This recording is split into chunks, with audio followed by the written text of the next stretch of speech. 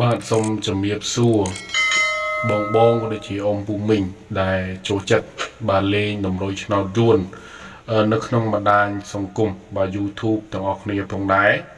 ហើយសម្រាប់នេះខាងប្អូននេះក៏បានក្នុង channel របស់ប្អូនក៏បានធ្វើដូចជាតម្រុយឆ្នោតយួនដើម្បីចែកជូនឲ្យបងក៏ដូចជាអ៊ំពូមីងដើម្បីបានយកទៅលេងទៅផ្សងសំណាងទៀតហើយសម្រាប់វីដេអូមួយនេះបើសិនជាបងស្រឡាញ់ពេញចិត្តអ៊ំពូមីងស្រឡាញ់ពេញចិត្តណាបាទកុំភ្លេចចុចសញ្ញា share ចុចសញ្ញារូបកណ្ដឹងបាទរូបមេដៃ comment ឲ្យបងម្នាក់មួយទាំងអស់គ្នាហើយសម្រាប់ថ្ងៃនេះគឺមានតម្រុយឆ្នោតយួនបាទប្រចាំថ្ងៃដើម្បីចែកជូនឲ្យបងដូចជាអ៊ំពូមីងដើម្បីយកទៅផ្សងសំណាងលេងបាទ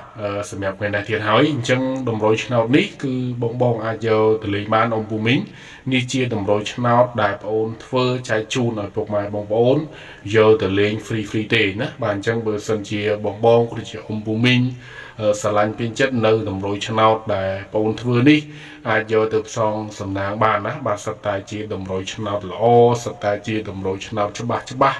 ដែលបងអូនធ្វើឡើងចែកជូនឲ្យអ៊ំក៏ដូចជា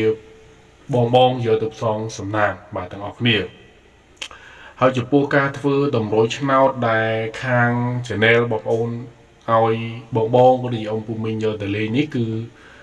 ខាងបងនេះគឺមិនតម្រូវទាមទារសេវាឬក៏ទាមទារសកលនេះទេណាបាទអញ្ចឹងបើសិនជា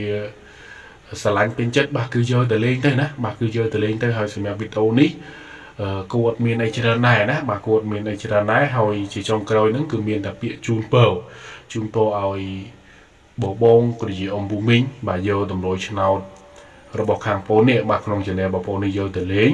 គឺសូមឲ្យហេងហើយនឹងសំណាងល្អដល់គ្នាបាទហើយបងសូមអរគុណសូមជម្រាបលា